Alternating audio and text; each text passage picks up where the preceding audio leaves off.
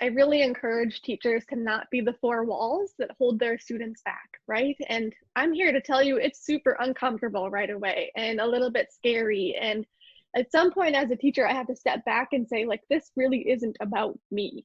And so I just need to let my kids do what's right for my kids, right? I have a saying, if it's right for kids, it's right.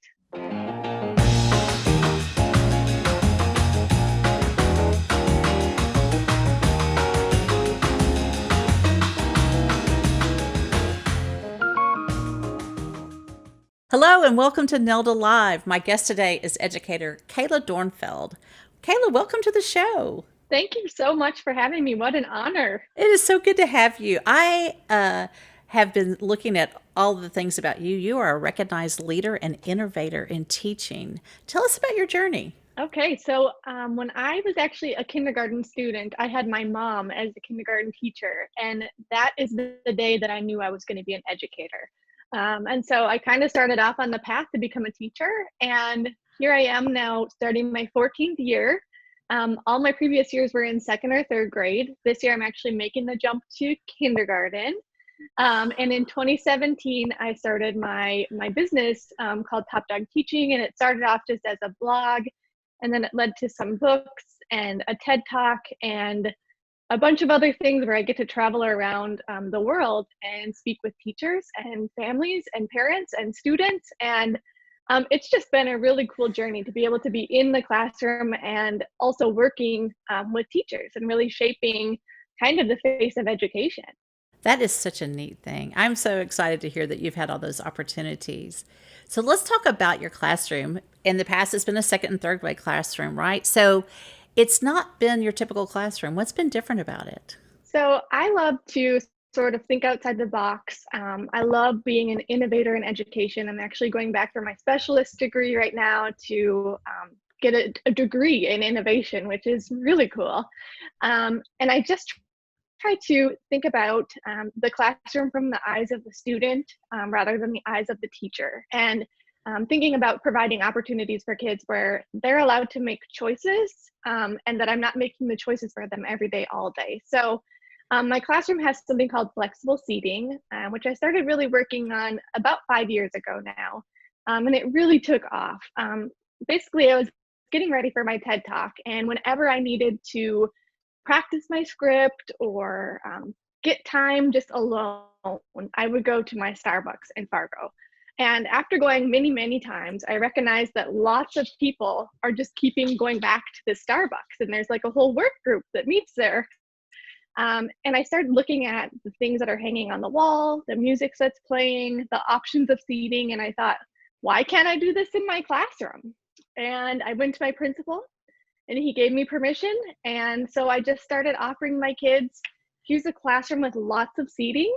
You're going to have to try out to find out what works for you. And the kids look at me like, but where's my assigned seat? Where do you want me to sit? And I'm like, wherever you learn best, that's where you're going to sit. And so that's really just the beginning, Nelda. Like my classroom is all about choices for kids, from where they sit to how they learn, to even how they show me that they've mastered a standard. So there's not a lot of traditional tests and quizzes in my classroom. I like to give kids lots of choices because, as you know, some kids might thrive with a traditional test to be able to show that they know something, but lots of kids don't. And so when I offer those kids a chance to record a video or write a song or write a poem about something that they've learned, I'm really just giving them another path to show what they've learned that might not be traditional, but can still show their competency. That is so neat. So, what have you seen then since you have made those innovations in your classroom with your students? What are the differences that you see? I think one of the coolest things, Nelda, is honestly that my kids just love coming to school. And that's honestly my number one goal is I want my classroom to be a place where kids really want to be and not just a place where kids have to be. I want to be the topic of conversation when those kids get home. They can't wait to talk about what Mrs. Dornfeld did in school, what their classroom looks like, where they chose to sit, right? I think so often when kids get home and parents say, well, what did you do in school today? Lots of times kids even just say nothing or I don't know. And so I love when parents are saying, hey, I learned about that STEM challenge you did in the Commons with those paper airplanes. That was so cool. So I love it when they get excited about their learning because they're really in charge of it, right? And so honestly, that's probably the number one thing is that kids just love coming to school and that they love learning. And I think so much of it just goes back to me not not having this preconceived notion of you will learn this in this way on this day sitting in this desk facing this with these kids around you and not these kids around you, right?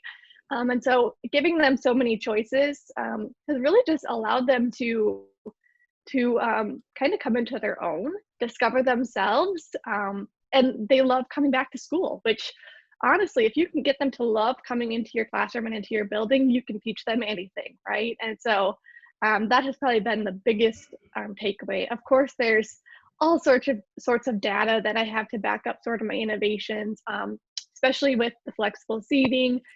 When I first started, like I said, there really wasn't research on it. It was just an idea from Starbucks, and now classrooms around the world have adopted it. It was actually a two-time Global 100 awardee, so it's one of the top 100 innovations in education for 2 years in a row. And there's all sorts of data, like increased test scores, which test scores to me don't define a kid or a teacher. So I say that lightly. But for people who are like, show me the data, I love to say, here's my scores. It's really working, right? Oh, yeah. There are the show me the data people. So, yeah, that's great, though. It's so wonderful to know that you're feeling that the kids are feeling loved and wanted and that they want to be there in that environment. When, because of COVID and some of the things that are going on right now, so many parents are deciding to continue with home education or at least online learning. Do you think they can apply that somehow to their own space and the way they're doing things? What would you suggest? So having been a step parent and doing homeschooling at the same time I was doing distance learning with my students, I see how difficult teaching at home is. And let me tell you that my stepkids don't care if I'm North Dakota Teacher of the Year. They don't care about any of that. They don't think, they really don't. They just, it was not for my daughter. She thrived. She is a list checker offer. She loves it. And my little boy is creative and a busy bee, and he was having none of that at home. And so I get how hard it is. And so we started actually bringing some of the ideas from the classroom. So we had an area set up with a table downstairs where they were working, and we quickly realized that my little boy is not going to sit at that table. And I thought, Kayla, you do this at school. You need to be doing this at your house. And so lots of days he read his book in a box or a tote or upside down on the couch, and I really didn't care as long as he was happy and getting his reading done, right? So giving your students some options at home is a great choice as far as where they sit. Even letting them sort of decide their schedule. So that's another thing that we started doing was here's a list of the things that you need to do today, and let's kind of write which ones are you going to do right after breakfast before you have a morning break. Which ones are you going to do right after break? And we kind of numbered them. And once he kind of was able to write his own schedule and cross them off, then he was okay. And so I think they just want those choices. And once you let them make those choices, they feel sort of responsible for their learning and for that day. And they know that this is my choice, and I'm kind of running the ship here with how I get this done. And that really helped a lot, just giving them more choices like I would in the classroom. Because I first started thinking like, we're doing this in order of the plan. You're going to sit at this table. We're getting it done, right? And it was just stressful for everybody. And then I had to realize, like, Kayla, you don't do this at school, so you're not going to do this at home, right? So I think like it's scary to let your kids kind of make those choices, and at the same time, the more power that you give up, the more power you actually get back. So, the New York Times named you one of the tech savviest teachers in the United States. How do you use technology in your classroom? First of all, I don't truly believe I'm one of the tech savviest teachers in the United States, but I'll take that. So I think a lot of what I've done is learn from my students when it comes to technology. So I think about when we first started a coding app a couple of years ago. I had downloaded it, I had heard about it, and I tried to pass I think I tried level 1, level 2, and I got stuck on level 3. And I just said to one of my boys, I said, hey, Carson, can you come here quick? I downloaded this app and I'm stuck on level 3. Could you just try this out and then let me know what you think of it and how far you get, and then can you just kind of teach me, and then if you could teach the class about it, that would also be great. Of course, he was on level 16 by the end of the day, right? So I think a lot of what I do is use my students and ask them to help. And so actually in our classroom, our mantra is everyone's a teacher, everyone's a learner. So that just means that lots of times I'm learning from my kids and that everybody has something to teach us, right? And so in my classroom, I use technology hopefully to give students a voice that they might not have just through paper or pencil, right?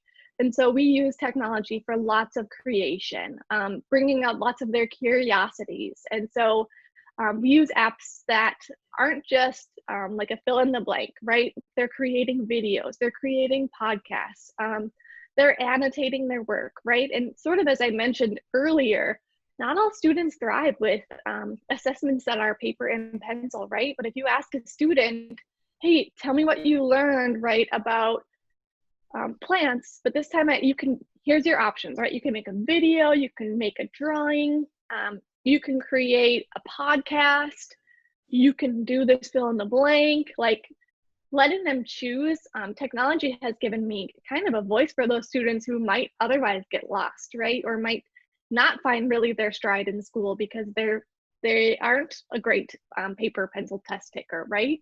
And it's also just been a way to engage kids in ways that I probably wouldn't be able to do otherwise. So these kids here in 2020, they are playing on Roblox with friends across the world at home. They're playing on Minecraft. My older kids are playing on Fortnite. So they know that there's this big audience out there.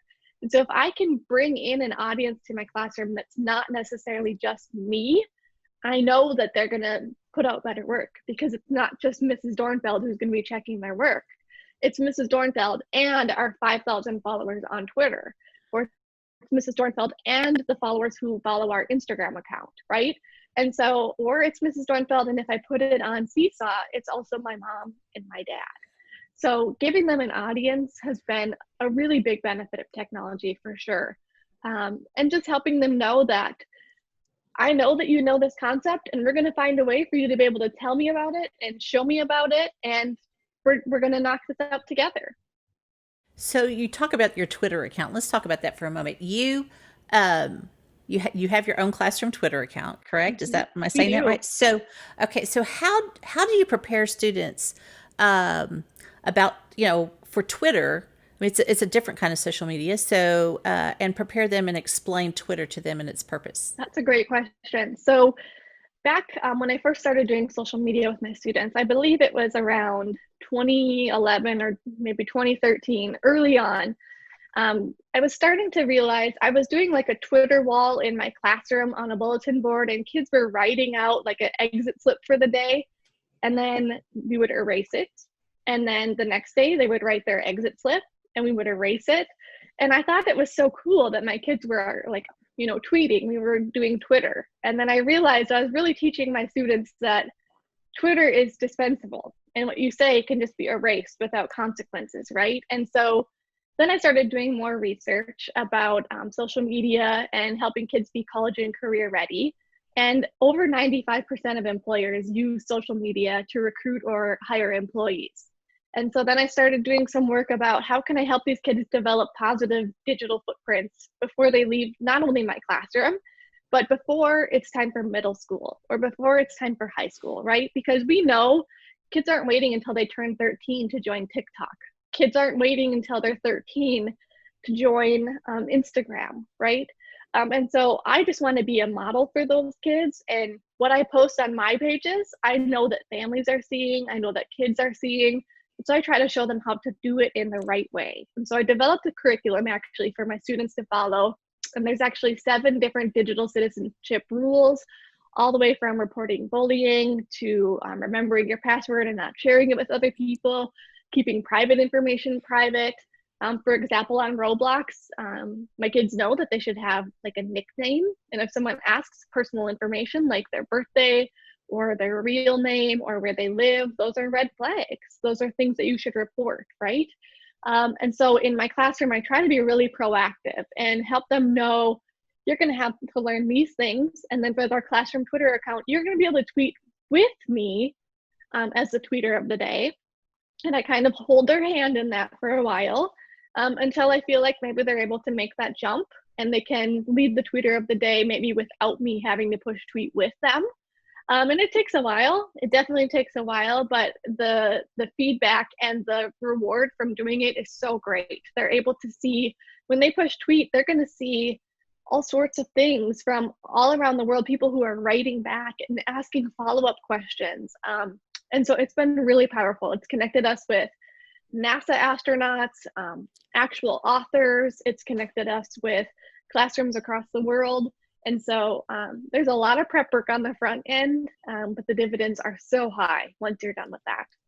So what I'm hearing you say is that it opens the globe up to them. 100%. Yep. I really encourage teachers to not be the four walls that hold their students back, right? And I'm here to tell you it's super uncomfortable right away and a little bit scary. And at some point as a teacher, I have to step back and say, like, this really isn't about me.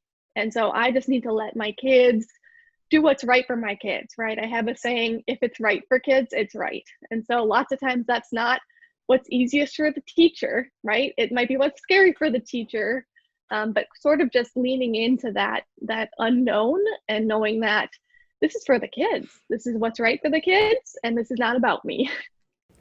So I recently interviewed it's Laura Dunn, and we discussed a little bit. She is a documentarist filmmaker, and we talk about the fact one of the things that she really talks about is the dopamine hit on kids with social media. So let's look at that for a minute. What do you do to help your children, your students, understand that draw that can actually lead to addiction if we're not careful? Absolutely. So I think one of the best things to do is just be honest and real with your students. And so I talk with them a lot about how on my own social media journey, I need to check myself, right? Because I remember when I first hit 10,000 followers on Instagram, and I immediately felt like, okay, now I have this obligation and I need to be checking it in the morning. I need to be posting every day and I need to be checking at night. And I remember if I wasn't getting a certain number of likes that I thought I would be on a page, I would be like, what am I doing wrong? What do my followers want to see? And I just started checking it in the morning. I was checking it before bed. And of course, that just grew as it got to 25 and 50 and 75. And I just felt like I have this service now, right? And when you open up yourself on Instagram, just because you're being super open with people, I feel like people are also just feel like they can send you messages that they probably wouldn't say in real life, right? You wouldn't say that to me probably if I was on the street with you, but since you're really brave behind the keyboard, you're sending me something that you probably shouldn't, right? And so I talk to my kids about that, and I talk about how the likes don't determine whether I had a good day or a good project or whether this is a good idea, right? And it took a long time to get over that, honestly. And still, I'll maybe post something and be like, only 200 likes, what's with this, right? But I understand that my worth doesn't come from people on the internet, right? And it takes a lot of practice for kids to understand, like, just because you got 14 likes doesn't mean this isn't a really good project, right? And so you had to do some front loading with the students on that your project's worth isn't going to be how many people respond. Maybe it wasn't a good time to tweet it. Maybe enough people didn't see it, right? And so I think it's a fine line. I tell my kids how we make a rule in my house now that we don't do phones in bed. So when you first wake up, the first thing that I'm doing is not reaching for my social media. And before I get into bed, I'm done setting my alarm, everything, the phone goes on the nightstand and I get into bed and I don't check it again. And so that's sort of protected my peace as well. So I think on this journey, just being really real with them. But again, I feel that the benefits of opening up the world, especially for my kids who are in a rural town in North Dakota, has outweighed those things. And so just being real with them, I think has been probably the best deterrent to that. So how do you decide which technology is best for your students? So that varies, not only year by year, but by class by class. So every class is different. And as teachers, we know that what you do one day is not going to be the same that you do the next day. And what works with one class is not going to work with the next class. And so certainly age appropriate. So second and third grade are going to be different than what we do in kindergarten this next year. And so when we have our Twitter account, kids can't type, they don't know letters and sounds. And so we're going to be doing a lot of using a microphone to record their voice instead of trying to type out something, because some of them don't even know how to spell their name yet. They don't even know what letters are. So age appropriateness for sure. I also do sort of a vetting process. If one teacher says it might be great, I might follow up with that teacher, or if it's something that I start seeing a lot of. So that was Roblox for me last year. My class had been doing Minecraft. They had been doing all sorts of apps in our classroom, and I hadn't heard of Roblox. And I was speaking with the Chicago Librarians Association in Chicago last year, and their staff said that the favorite app of their kids is Roblox. So when I have a whole association telling me about this app, of course I'm going to go back and try it. And so I also look at Common Sense Media is a really great website for not only teachers, but parents as well. So if my students want to try an app, or before I download it, I'll also look and see if there's any reviews on it, if it's best for age 6 and under, 8 and under, and just kind of look at it that way for sure. Of course, Twitter is a different beast, right? Because that's something that they're going to do with me and not alone right away. So just making sure that you're kind of having some kind of vetting process, because there's a lot of junk out there for sure. And just kind of asking other teachers, hey, what's working for you? And then trying it. Trying it is a big part of it. Some apps fail in the first couple of days, and some apps, kids just like, they know what to do, they pick it up.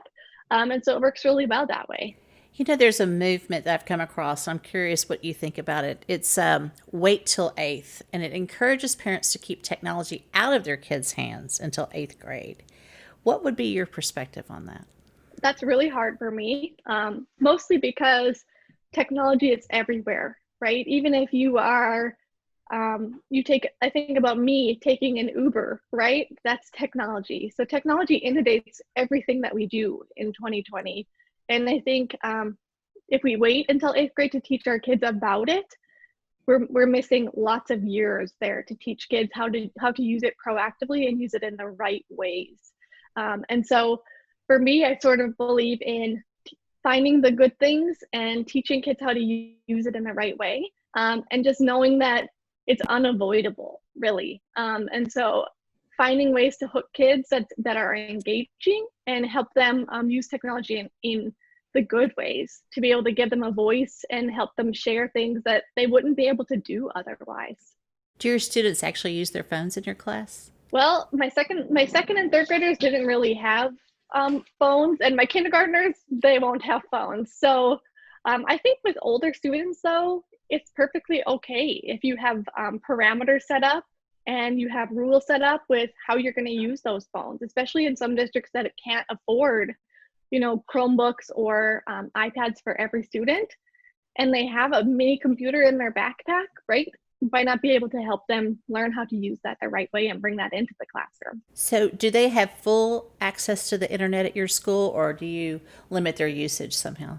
They do not. So we have filters included in our school. And so basically it's like a kid-friendly server or a kid-friendly sort of vetting process for all websites and things like that. And so it's not just being able to, look at anything on YouTube, right? So we use like a kid's YouTube, and there are lots of search parameters set up. So it's safe for kids. If we want to get something unblocked from our technology department, though, they're really good about just, hey, how are you going to use this? Why do you think this is beneficial? And supporting us in that way. So, what about your parents? What's your feedback from them? So parents are really good when you explain what you're going to be doing. So I think there's a fear factor for both parents and teachers if there's no explanation for something, right? Just like if my principal would say, everybody's doing this new math curriculum and there's no, like, that's it. You don't have any explanation, any training, right? And so with parents, what I actually do is when kids actually go through the digital citizenship curriculum, they actually have to pass through a boot camp before they're allowed to get like their social media ticket, right, or their social media card. And we do the same thing with parents. And so I bring the parents in to the classroom on an evening, and we go through the boot camp together. And they actually have to pass through the 7 different digital citizenship rules as well. And parents actually like the support of, okay, I'm not in this alone, and this classroom teacher is going to be helping, right? And so that's been really helpful for parents to know that you're not in this alone, and that I'm here to help you with it. And I'm going to help you even with your social media, right? Or with your technology usage. And lots of times after parents leave, they said, I wish I would have had this course before I signed up for Facebook. I wish I would have had this before I signed up for Twitter, right? And one of the big takeaways for parents lots of times is you don't have to show up to every fight that you're invited to, right? And I wish everybody who hears this would just take that in and think about it and make social media and the internet a better place, right? Because you don't have to show up to every fight that you're invited to. And kids are always watching. They're watching how you react to things. They're watching how you say things. And they repeat things that you say and things that you do. And so just really being a role model and helping them understand what I do matters. And so from my digital footprint to how I feel about how schools are reopening, my kids are little mini me's, and they're going to repeat and say the same things that I do, right? Right. Oh, absolutely. So do you have any parents, though, that have really not been supportive of this? Not necessarily when it comes to technology in my classroom. They're thankful that their students are getting lots of options to show what they know. So many of these parents come to me and say, "Oh, I was really bad with math tests, and I didn't do really great with time math tests." And so, like, I'm just thankful that they can show you it on this instead, right? There have been a couple situations where students aren't able to, we're not able to show their face, or they aren't able to be the tweeter of the day, maybe because it's a um, like a foster situation with a family or something like that that's going on. And certainly we are respectful of that and smart about that. And so we still give kids the education of doing it without, having to post their picture or things like that. And part of the keeping private information private is my students know what is private and what isn't private. So we don't tweet our location, we don't tweet our last names, we don't tweet our full names or birthdays or things like that wouldn't be smart to share. But certainly it's ultimately up to the parents to decide, are they going to allow their kids to jump into this or not. And so there's only been maybe in my 14 years maybe 3 different situations where we had to kind of be careful or change how we do things. Kayla, Gary Brooks is a frequent guest on my show, and he's talked a lot about standardized tests. You've mentioned you don't teach the standardized test. How does that work? First of all, I love to hear that Gary has been on your show. He's a great friend of mine. I actually reached out to him last year, and we started doing our own conference together, just because there's so much negativity surrounding not only education, but kids and parents and teaching. And so we love working together. I think we just kind of pivot off each other about positivity and lifting up each other and educators everywhere. And I know how he feels about standardized tests, and I feel the same way. I have mentioned my test scores are high, but that's not because I'm teaching to a test. It's not because I'm saying these are the standards and we're going to practice for the test, right? Instead, it's looking at the standards that I need to cover for the year and getting creative with how kids show me that they've mastered that. Also, being smart about posting learning targets in my classroom. So kids know this is what I'm expected to learn, today or this week in mathematics or whatever it might be. And just kind of like, I feel like when kids know the final outcome of what they're supposed to be able to do, they're able to sort of navigate that course and show me the final outcome. Where kids, I feel like if you're not clear with those learning targets, or you're not clear with what they need to learn at the end, when they don't see that end point, it can be kind of muddy for kids. They might not understand what it is that they're supposed to show, or how they're supposed to demonstrate mastery of a concept, right? And so I think about kind of my husband and I have been revamping our backyard and landscaping, and this furniture that we order, right? It looks amazing online, and you get it to your house, and it's in a billion pieces with different lengths of screws and all the things. And like your tool is only an Allen wrench. That's it. And you're like, you have to turn this wrench, right, to get the furniture put together. And when you see the final outcome, what it's supposed to look like, you're able to look at that picture and you're able to make that path to make it look like that picture. So even if you have to take a different path or the directions don't look like what you think they should look like, right? You're able to see what that final outcome is. You're able to see that furniture put together in the picture and sort of work backwards sometimes. And so that has been really helpful for kids. As far as standardized tests go, there are some states that are now getting rid of them, and that might be a blessing from COVID. Is Absolutely. superintendents are writing in and saying, hey, there's no way my kids can take the standardized test when they got launched into their home learning in March. How can we possibly be doing standardized testing, right? And so that's been actually a blessing, I feel like, of COVID. Is last year we didn't have to take the standardized test. Our state of North Dakota has already put in a waiver to waive them for this year. And I'm hoping that it's sort of a trend that we won't be taking them every year. I know Texas has done the same thing. Atlanta, Georgia schools are doing the same thing.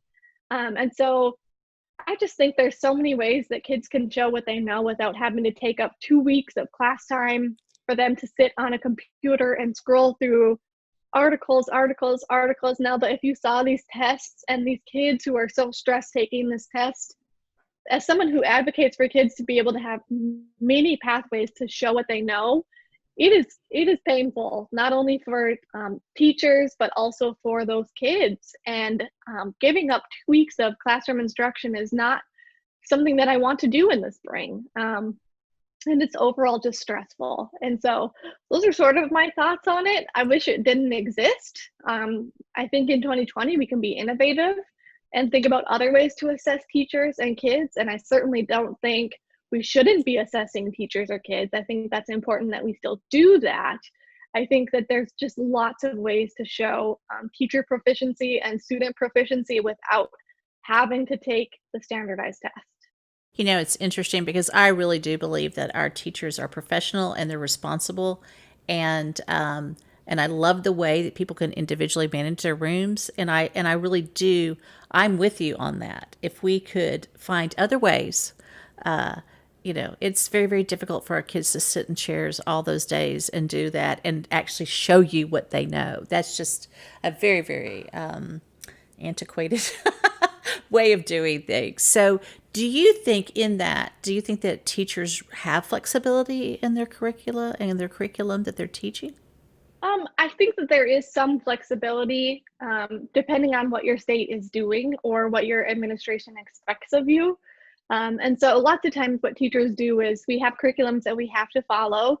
But like in my school, my principal is amazing in letting us, if we have kiddos who need some supplementary materials, or if we need to try bringing in something else, he's great about trusting us and letting us bring in those things. So for example, in 3rd grade, when my kids were doing learning about space this last year, a really great thing that we did was, you know, reach out on Twitter to some of the astronauts and they'll write back to us.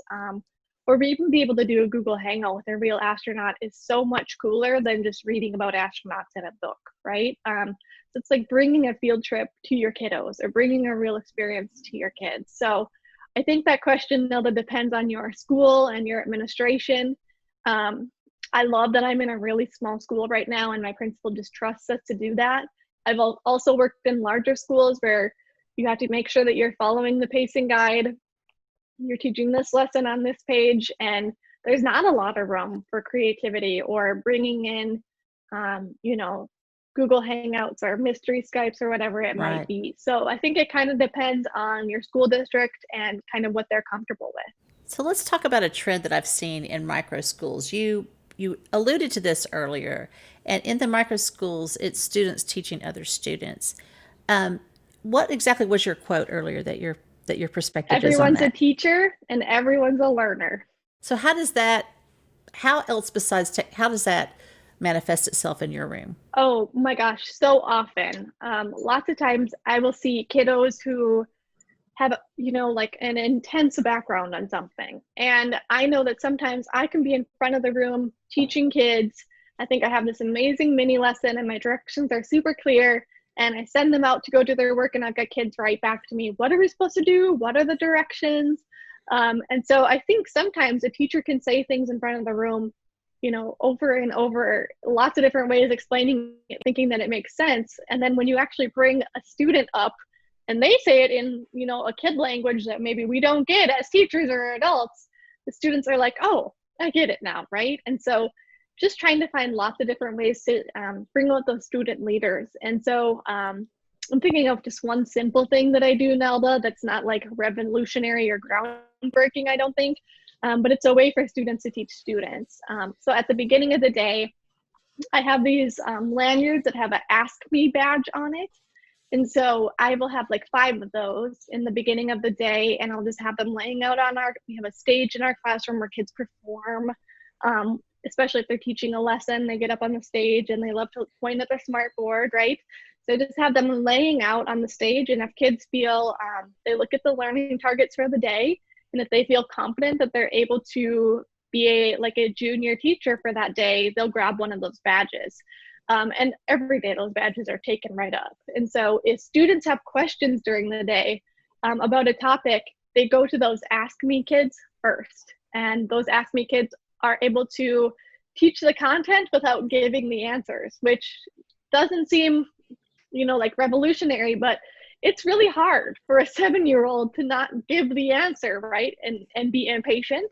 And so when kids come to me with a question, the first thing that I do is say, have you asked at least 3 Ask Me kids? And everybody doesn't get this. And then it's kind of a checkpoint for me. If they really have asked 3 kids and nobody gets it, then I need to bring back to the carpet. I need to bring back to my mini lesson and think about how can I reteach this, because something isn't working, right? And so the Ask Me Kids is just one way that we do that. Also, something called Genius Hour, Nelda. Have you heard of this? I was going to ask about Genius Hour. I love it. So tell us about it. Okay, so Genius Hour is actually based on Google's 20% policy, where Google actually, the CEO realized at some point that I'm hiring the brightest and best employees, right? And instead of asking them what they're passionate about or what they want to work on, I'm telling them what their project is. And so he realized there was sort of these people who were working for him, and yet he was kind of holding them back with his own ideas, right? And so they started doing something called Genius Hour in the classroom, which actually allows teachers to give their students up to 1 hour a week to study projects that they are excited about, to pursue passions that they have. And so in elementary school, it looks a little bit different than middle and high school. And I think lots of times, because if I ask my students, what's something that you're passionate about, their responses are wildly different than from one day to the next day. I remember one student who wrote he wanted to study teeth, right? Like the teeth in your mouth. And I thought, okay, maybe he wants to be a dentist. Maybe he wants to, go to dental school. He wants to be an orthodontist, right? And so I brought him up to my table and I asked him, hey, I saw your topics that you want to study, and like, I'm all for this if this is something you're really passionate about. I'm like, is this something that you like look up or you read about or you watch on TV when you could be doing something else? Is this something that you daydream about? Like, is this something that you might want to study more about when you get older? And he said, if I'm being honest, really, I just have a loose tooth. And I think if I choose an apple at lunch, I'm going to lose this tooth today. And I was like, okay, that's not a passion. Like, that's just something you're interested in right now, right?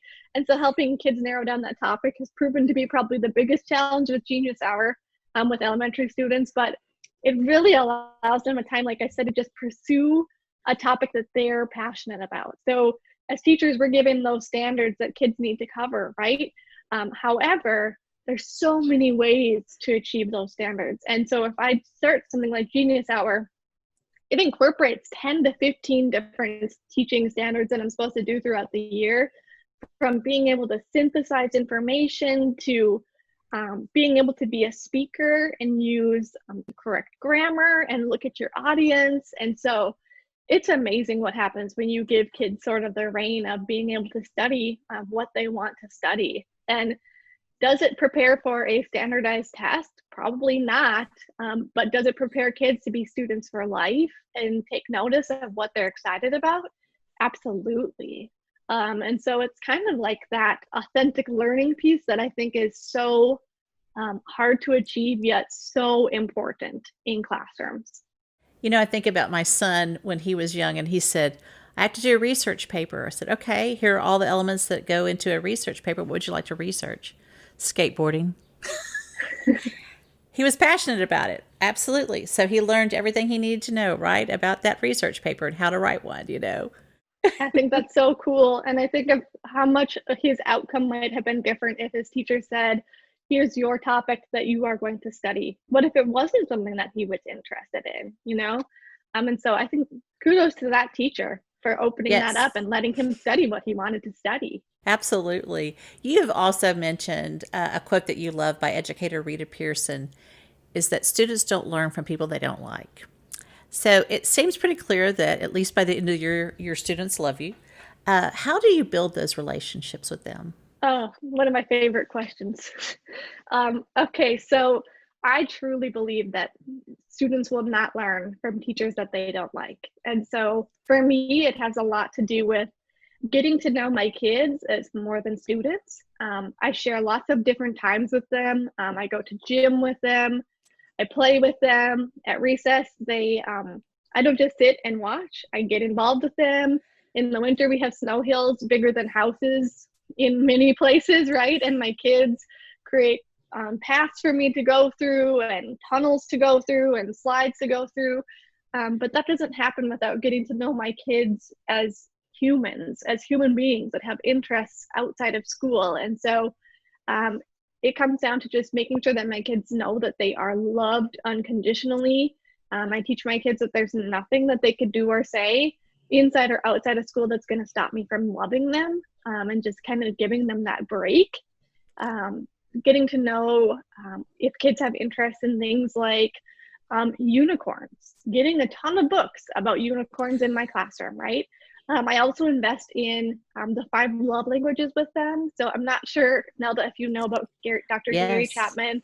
The 5 love languages is near and dear to my heart, not only because I married a pastor who does the 5 love languages with all of the couples that he marries, but just because in the classroom, it's really a way for me to understand how kids like to be loved and to sort of tap into that. So there's a quiz that my kids take at the beginning of the year, even in kindergarten, that's just going to be sort of like a one-on-one conversation with me. And there's questions that I can ask, like, would you rather hear me give you positive feedback, or would you rather get a hug from me? And so that's going to help me know, like, would they rather have words of affirmation, or do they rather have a hug, right?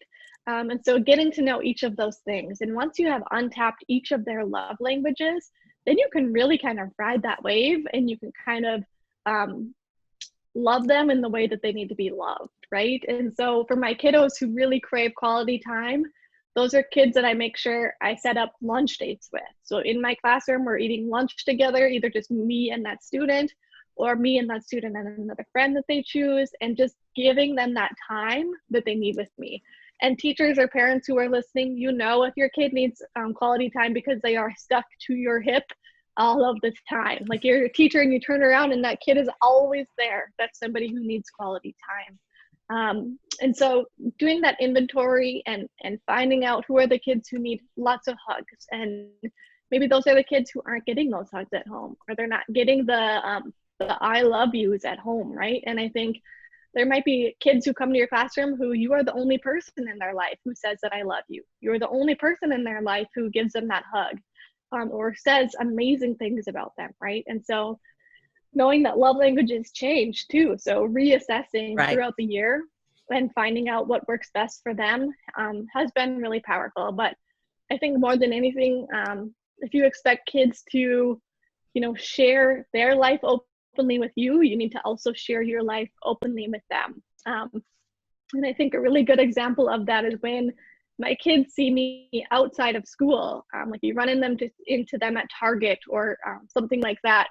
Kids always are like, "Oh, Mrs. Dornfeld, what are you doing here at Target?" And I'm like, "Well, I'm buying some groceries, and I also bought this plant for our classroom. What are you doing here at Target?" Right?